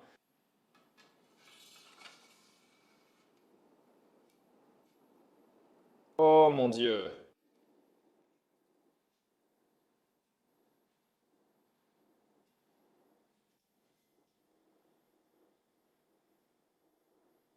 Le dernier ornement que je devais fabriquer avant de pouvoir passer à la mise en place des détails sur tout le reste était l'ornement que j'allais mettre sur la pointe de ma saya. Le processus pour celui-ci était essentiellement le même que pour le précédent, donc je ne vais pas trop vous en montrer.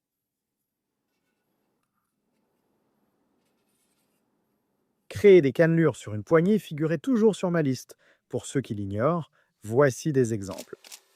Oui, ça a l'air génial, mais je n'ai jamais essayé et je ne savais pas comment faire. Heureusement, après plus de 50 heures à regarder d'autres sur YouTube, je suis devenu un maître. Si tu ne l'avais pas remarqué, c'était une blague. J'ai d'abord façonné le manche, comme s'il n'y aurait pas de rainure avant de le rainurer. Je voulais un ajustement parfait entre le manche, la garde et le pommeau, donc j'ai dû façonner la pièce puis tracer des lignes avant les rainures.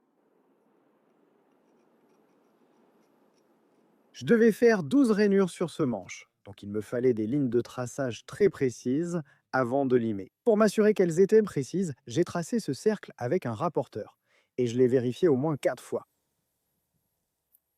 Je n'ai jamais fait ça auparavant. J'ai vu des gens le faire 1 milliard de fois sur YouTube. À quel point ça pourrait être difficile.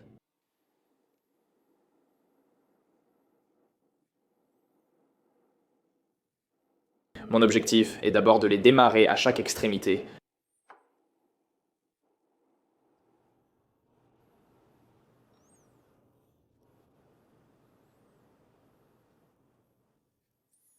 Honnêtement, c'est bien.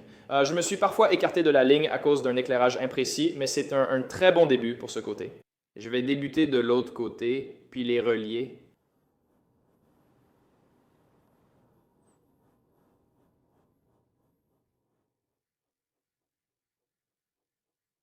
Attends, c'est tellement satisfaisant. Je devrais peut-être faire ça pour chaque couteau maintenant. Je ne m'y attendais pas du tout, mais ce processus de rainurage a été l'une des choses les plus amusantes que j'ai jamais faites. Le Gidji est un bois extrêmement huileux et dense, donc je m'attendais à ce qu'il encrasse la lime, mais ça n'a pas du tout été le cas. Il s'est déplacé aussi proprement et c'était l'une des choses les plus satisfaisantes que j'ai jamais coupées avec une lime. Je ne suis pas fan d'ASMR, mais j'avais l'impression de chatouiller l'arrière de mon cerveau. Très bien. Ce que je fais maintenant, c'est que j'utilise simplement une lime carrée pour élargir un peu l'angle. C'est seulement 30 degrés de plus, mais en fait, ça fait beaucoup plus pour donner une sensation et une apparence arrondie. C'est vraiment amusant. Je ne sais pas pourquoi je ne l'ai pas fait plus tôt. Je pense que j'avais peur du temps et de la difficulté que ça prendrait. Ça a rendu. Qu'est-il arrivé à mon anglais?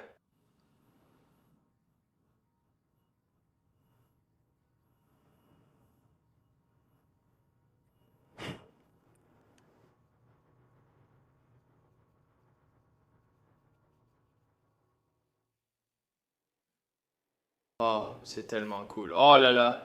Ça a déjà l'air plus cool que ça ne devrait. Je ne vais pas mentir. Jusqu'ici, mes flûtes étaient de simples trapèzes alignés, mais je voulais qu'elles soient rondes. Pour atteindre l'apex sans entailler l'autre côté, j'ai meulé les côtés de cette lime Nicholson.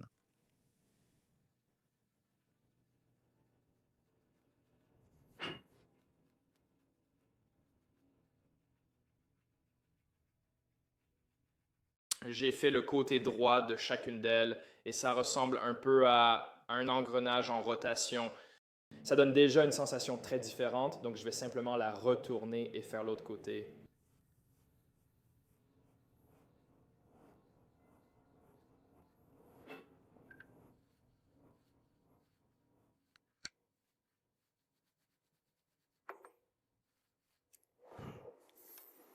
Alors, les poignées de Jian sont souvent très circulaires, donc j'ai gardé cette extrémité assez ronde, mais élargi un peu le milieu et on voit toujours que c'est rond comme une poignée de Jian, mais il y a assez d'ovale pour que je sache où est le tranchant et c'est vraiment important.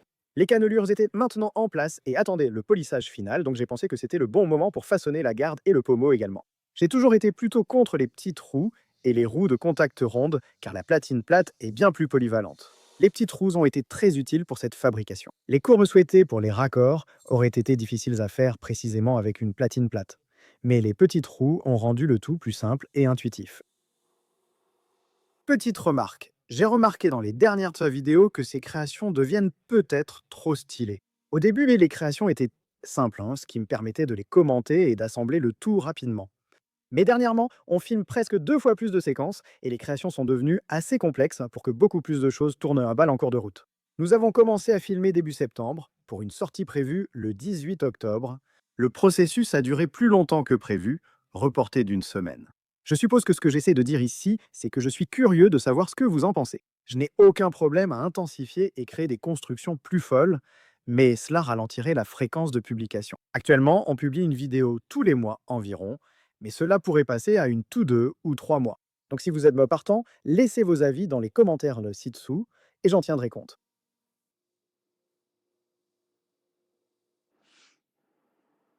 Ah oui, c'est comme. C'est une prise à une main, à deux mains si besoin, une main et demie. Oh mon Dieu, ça fait du bien.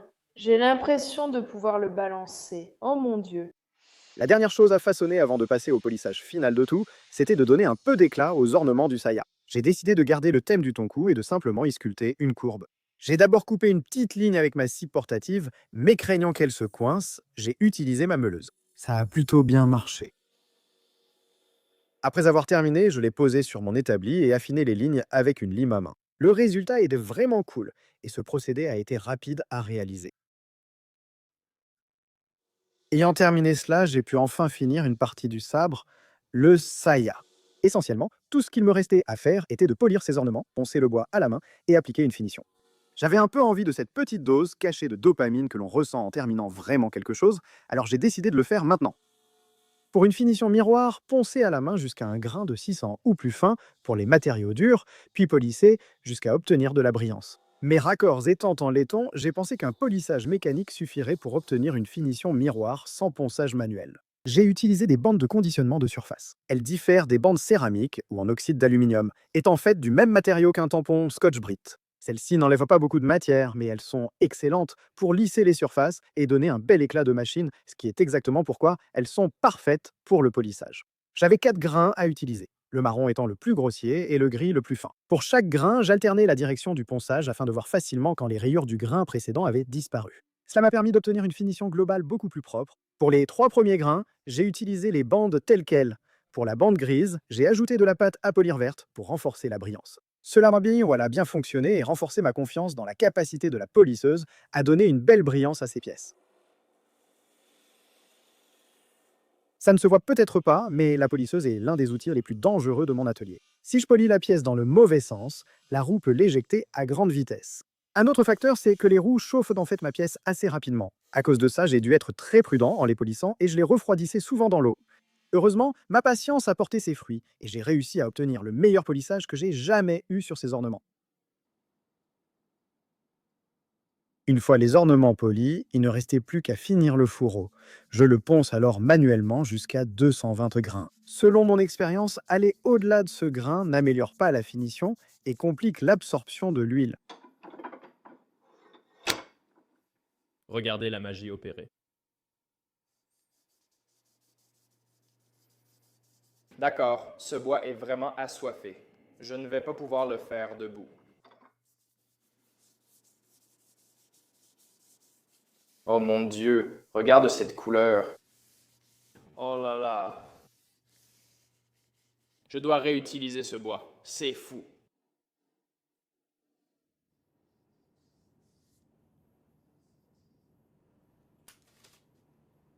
Je meurs de faim. Cette finition nécessite plusieurs couches pour être visible. Je l'ai laissé sécher 24 heures, puis poncer légèrement avec du papier de verre, 1500. J'enlevais très peu de matière, je lissais juste la surface pour que la couche suivante s'applique uniformément.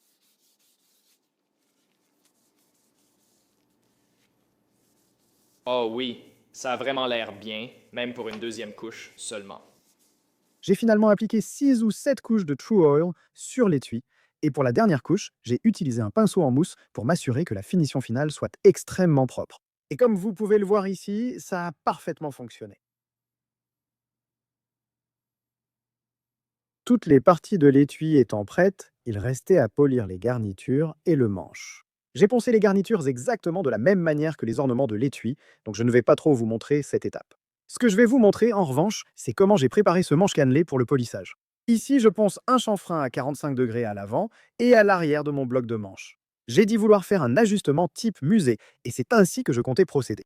J'ai dû être très prudent pour garder tout propre et uniforme, sans aller plus profond que les cannelures. Satisfait du résultat, j'ai répété l'opération en bas de la garde et en haut du pommeau. C'était un peu plus difficile parce que c'était en métal et non en bois, mais finalement, ce n'était pas si mal. D'accord, celui du dessus semble bien. Celui du bas est aussi plutôt bien. Je vais rendre celui du haut un tout petit peu plus profond, et ensuite je pense que ce sera prêt. C'est tellement confortable. Ça ajoute juste une légère texture, donc. Ça fait juste... Ça fait du bien. Mon plan initial pour préparer cette poignée au polissage était simplement d'utiliser le coin de la bande de conditionnement de surface. Mais ça n'a pas vraiment marché, et j'avais un peu peur d'abîmer encore plus la finition, alors j'ai fini par rentrer à l'intérieur et la poncer à la main.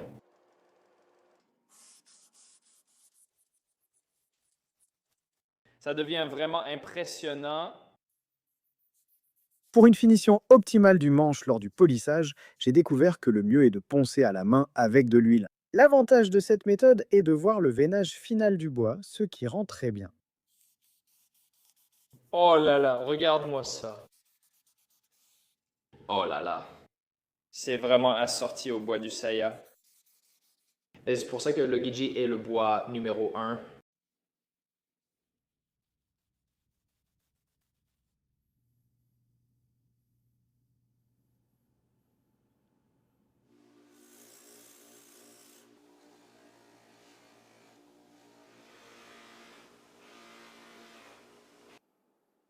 Tu sais quoi? Pour mon premier manche cannelé, je trouve que ça a vraiment l'air dingue.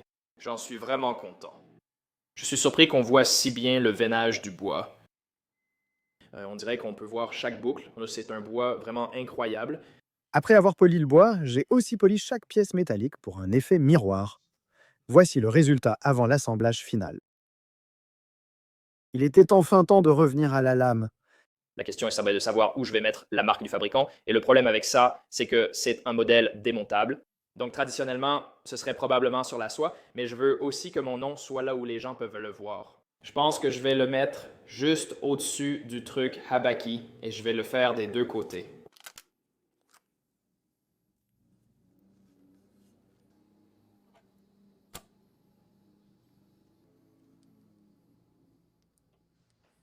D'accord.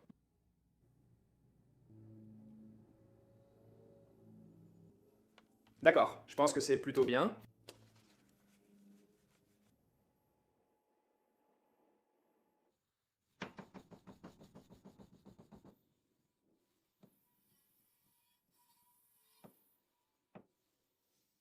On l'a forgé il y a si longtemps que je comprendrais que tu aies oublié qu'il est en damas turc torsadé. Mais je dois d'abord aller le graver pour que tu puisses le voir. Je le nettoie bien juste avec du liquide vaisselle d'Aune pour garantir une gravure propre. D'accord, s'il te plaît, réussis. Je ne sais pas à quoi ressemble le motif. Je pense qu'on va laisser 2 minutes car j'ai ajouté un peu de ferrique neuf. S'il te plaît, s'il te plaît, s'il te plaît. Oui.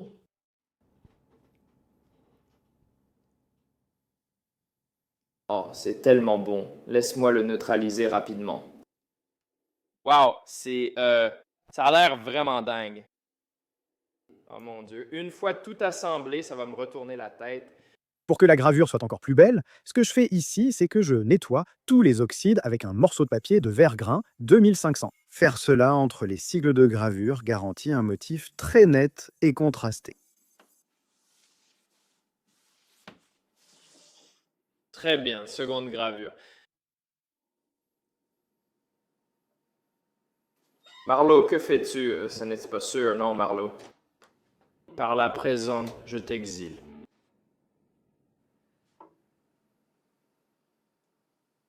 D'accord, là, solide. Les 2 derniers cycles de gravure ont utilisé du chlorure ferrique, efficace pour la profondeur, mais pas pour la couleur. Pour lui donner le contraste nécessaire, je vais réaliser une gravure au café.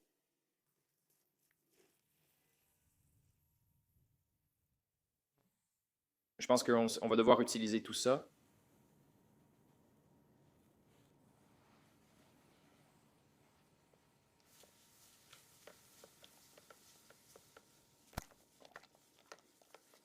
Très bien, le test pour voir si ce café est assez dense, c'est le test de dégustation.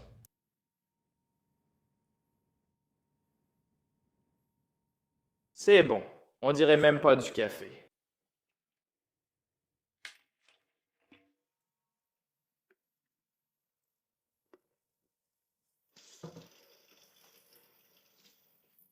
D'accord. Allons-y.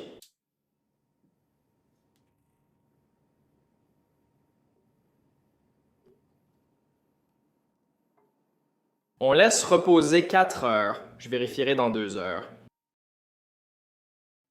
4 heures se sont écoulées. J'ai vérifié à mi-parcours, c'était homogène.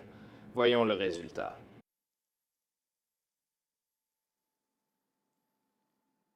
D'accord, ça a l'air vraiment super. Bon, laisse-moi enlever ce fil et le rincer parce que je ne peux pas vraiment voir sous le café. Oui, ça a vraiment l'air bien. C'est très, très uniforme, très régulier. Si c'est déjà aussi beau avant la cire de Carnauba, j'imagine même pas après. La toute dernière étape que je devais faire avant d'assembler le tout et de considérer cette pièce comme terminée, c'était d'appliquer de la cire de Carnauba sur la lame. Une couche d'huile suffirait sans doute, mais la cire protège davantage et améliore nettement l'aspect. Appliquer cette finition est assez délicat. Je dois chauffer la lame à environ 80 degrés Celsius, faire fondre la cire sur toute la surface, puis la réchauffer une fois qu'elle est entièrement recouverte pour essuyer tout l'excédent. Ce n'est pas très difficile, mais pour une lame aussi longue, le processus a pris beaucoup de temps et m'a ruiné l'avant-bras. Quand la lame et la cire refroidissent à température ambiante, la finition paraît assez terne et ça ressemble presque à une régression par rapport à avant. Mais c'est à l'étape suivante, quand je polis la cire, que toute la magie opère. Ce chiffon jaune ici s'appelle un chiffon Sunshine. Conçu pour les bijoutiers, c'est un chiffon de polissage imprégné de micro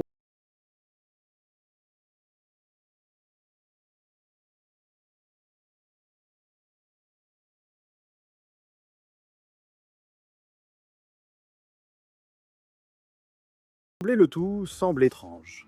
Chaque partie de cette épée a demandé tellement d'heures de travail et j'ai été poussé à fond à chaque étape de cette fabrication.